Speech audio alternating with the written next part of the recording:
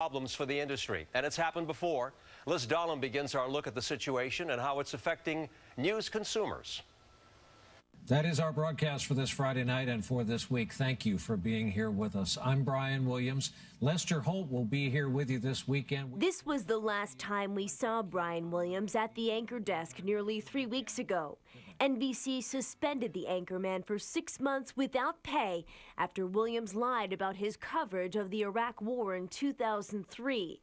Back in 2013, he recalled riding in a helicopter in Iraq on The Late Show with David Letterman. 2 of our 4 helicopters were hit by ground fire, including the one I was in. No kidding. RPG and AK-47. Williams later recanted and told different variations of the story.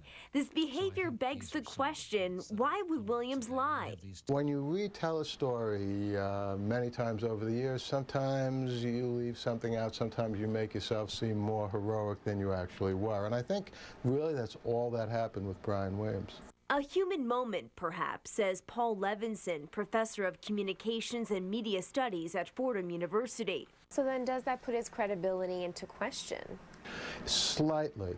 It puts his credibility into question slightly. It shows that when he's talking about himself, we maybe should take what he says with a grain of salt because he is prone to exaggerate what he's saying.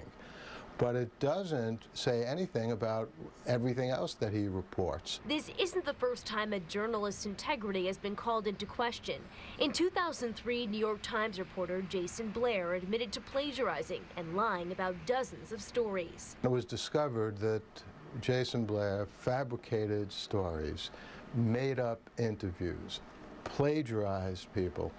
That's the kind of thing in which a person who does that anywhere in the news organization that they're working for should be fired immediately. Levinson says there is no room for exaggeration in journalism, and journalists must be held to a higher standard. We do expect our anchors to tell the truth more so than other people.